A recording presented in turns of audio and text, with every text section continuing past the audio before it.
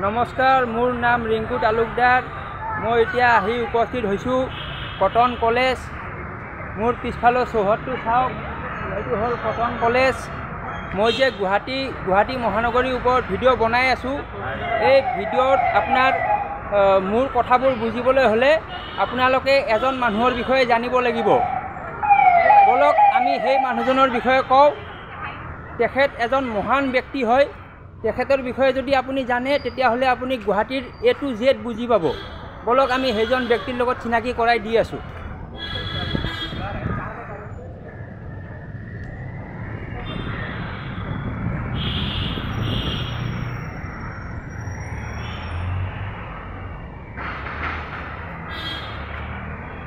এই যে मोर पिछफाले देखिसे एखेत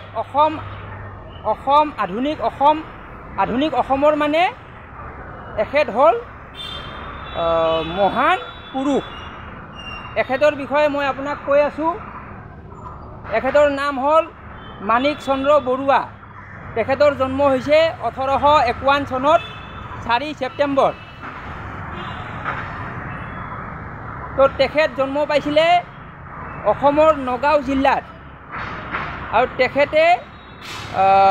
तेखेतर बापेक आছিলে हाबिराम बरुवा हाबिराम बरुवा माने ब्रिटिश सरकारों अधीनत सुबेदार चाकरी करिছিলে माने एटा पोस्ट হয় जेनेका बर्तमान ACS तेनुका माने एटा ब्रिटिश गवर्नमेंटर एटा चाकरी आरु ভাল पोस्टर चाकरी एटु करिছিলে तो तेओ माने देउताकर लगत नगाँवर পৰা गुवाहाटी आहि गल गुवाहाटी आहि तेओ माने गुवाहाटीत पढ़ा शुना करिছে पढ़ा शुना करी हाई स्कूल तेओ गुवाहाटीत करिছে तारे पिছত तेओ 1868 सनत माने 1868 तेओ गुसि गल कलकाता कलकातात माने तेओ प्रेसिडेंसी कलेजत पढ़िबर काने गइছে तार पिছত कलकातात तेओ पढ़िছে पढ़ा शुना करिছে पढ़ा शुना करि थाका समयत तेओर लगत आरु एजन लरा गइছিলে এই लराजনৰ नाम आছিলে जगन्नाथ बरुवा এই जगन्नाथ बरुवा आरु मानिक चंद्र बरुवा এই दुजने माने সেই সময়ত माने ब्रिटिशर एजन ताते लर्ड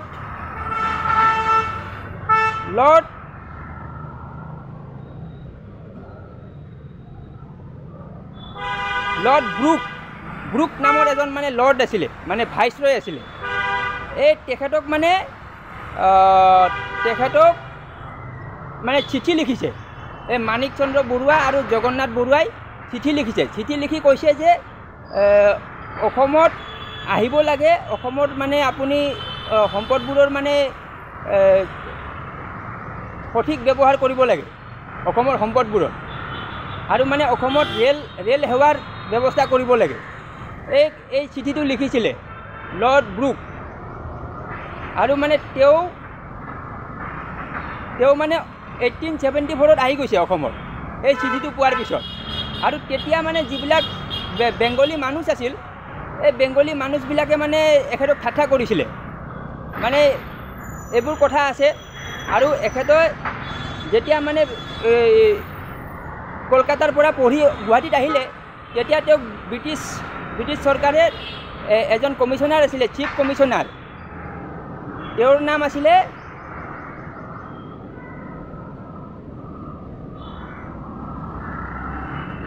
तेर नाम तो मैं पाहरी गलू मैं पिछत कम बारू तेओ माने चाकरी दिছিলে मुन्सी पदत चाकरी दिছিলে एटु डांगर पोस्ट आছিলে किन्तु हे चाकरिটো तेओ नकरि किने तेओ माने निजे माने एटा प्राइवेट कोम्पानीत काम करिছে एजन मानुहर लगत कास्टेन नाমৰ एजन ब्रिटिश बिजनेसमेन आছিলে এই ব্ৰিটিশ বিজনেসমেনজনৰ লগত তেও ব্যৱসায় কৰিছিলে ব্যৱসায় কৰি তেও ব্যৱসায় কৰিছে চাহপাত কাঠৰ ব্যৱসায় কৰিছে চাহপাত মানে তেওৰ এজন আছিলে অন্নদা ৰাম ঢেকিয়াল ফুকন আৰু মানিক চন্দ্ৰ বৰুৱা দুইজন মিলি এটা কোম্পানী খুলিছে প্ৰথম মানে অসমত মানে কোম্পানী খুলিছে এইটো কোম্পানীটোৰ নাম আছিলে বৰুৱা এণ্ড ফুকন ব্ৰাদাৰ্ছ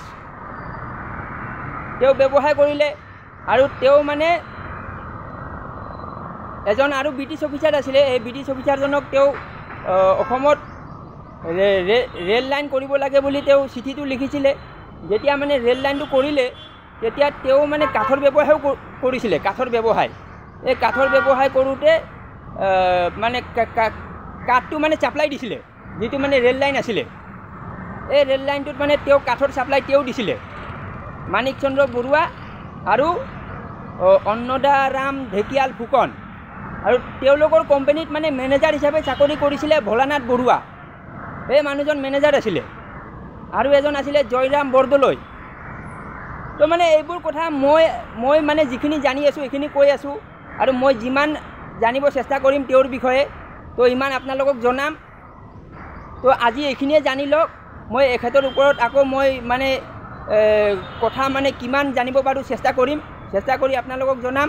আপোনালোকে এখেতৰ বিষয়ে এইকাৰণে জানিব লাগে, এখেতৰ বিষয়ে জানিলেহে মানে আপুনি অসমৰ গুৱাহাটীৰ ইতিহাস, অসমৰ ইতিহাসৰ বিষয়ে আপুনি বুজি পাব। অসমৰ অৰ্থনীতি, অসমৰ শিক্ষা ব্যৱস্থা, অসমৰ শিল্পকলা, অসমৰ ব্যৱসায় বাণিজ্য সকলোৰে মানে গুৰু এখেত মাণিক চন্দ্ৰ বৰুৱা।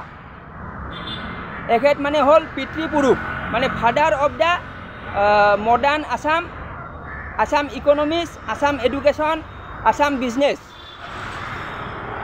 এখেতে মানে লাষ্টত দেখা পালে যে অসমৰ মানে যিবিলাক মানুহ আছে, এই মানুহবিলাক মানে পঢ়া শুনা কৰাটো প্ৰয়োজন আছে। পঢ়া শুনা কৰা প্ৰয়োজন আছে বুলি ভাবি কিনে তেওঁ মানে সেই সময়ৰ চিফ কমিশ্যনাৰ আছিলে ছাৰ হেনৰিক কটন। তেখেতৰ লগত মানে তেওঁক মানে দাবী জনাইছিলে যে অসমত এখন কলেজ লাগে। তেওঁ কলকাতাত পঢ়িব যাই দেখা পাইছে যে কলকাতাত চব সুবিধা আছে, কলকাতাত মানে কলেজ আছে, কলকাতাত মানে ভাৰতৰ ৰাজধানী হয়, কিন্তু অসমত মানে একো নাই। অসমৰ মানুহ পঢ়া শুনা কৰিবৰ কাৰণে বহুত দূৰত যাব লাগে, আৰু তেতিয়া মানে পানী জাহাজত গ'লে 4 মাহ সময় লাগে, ইমান মানে টাইম লাগে। তো সেইকাৰণে তেওঁ মানে ছাৰ হেনৰিক কটনক মানে বহুত কৌশল খটাই কিনে তেখেতক মানে পতিয়ন নিয়াই মানে তেখেতক মানে কনভিন্স কৰাই কিনে এইখন কলেজ মানে প্ৰতিষ্ঠা কৰাইছিলে। এই চাই লওক, এইখন হ'ল আপোনাৰ কটন কলেজ। আৰু আচ্ছা, মইতো আপোনাক ক'লোঁ, কিন্তু মানে মই এতিয়া মানে আপোনাৰ ইয়াতে ছাত্ৰ ছাত্ৰীৰ পৰা অলপ জানিব চেষ্টা কৰিম যে মাণিক চন্দ্ৰ বৰুৱাৰ বিষয়ে কিবা অলপ জানে নেকি। যদি জানে আমি তেওঁৰ পৰা চাম বাৰু, হয়তো নাজানিবও পাৰে, নৱপ্ৰজন্মই নাজানে ইমান কথা।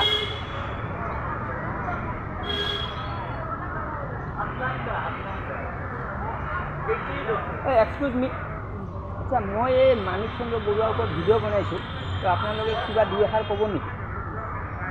নকয় ন? তো এওঁলোকে বিশেষ নাজানে একো। তো মানে জনা মানুহ মই বিচাৰি কিনে আপোনালোকক ক'ম। তো কটনত পঢ়িলে যে চব জানিব এইটোও নহয়, তথাপি মই আৰু ট্ৰাই কৰোঁ। অ' ভাইটি, অ' দা, আচ্ছা এই মাণিক চন্দ্ৰ বিষয়ে 2 এষাৰ ক'ব নেকি? মাণিক চন্দ্ৰ বৰুৱা।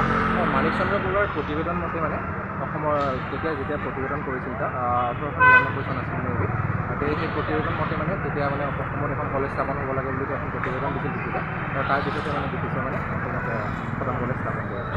আৰু হেনৰিক কটন প্ৰথম হেৰি হৈছিল, কটন কলেজৰ প্ৰিন্সিপাল আছিল তেখেত, আৰু তেখেতৰ হেৰি প্ৰচেষ্টাটো বনোৱা হৈছিল ন, সেইটো কাৰণে। তেখেতে অসমৰ অৰ্থনীতি, শিক্ষা আৰু শিল্পকলাৰ প্ৰতি তেখেতৰ যথেষ্ট অৱদান আছে। মই এইখিনি ক'লোঁ। আপোনাৰ নামটো কৈ দিব। মোৰ নাম অংকুৰ ডেকা। অংকুৰ ডেকা, ধন্যবাদ দেই, ভাল লাগিল। 1 মিনিট ৰ'ব। এখেতৰ নাম অংকুৰ ডেকা, লগ পাই ভাল লাগিল। এখেতৰ মানে উজ্জ্বল ভৱিষ্যত কামনা কৰিলোঁ। ধন্যবাদ।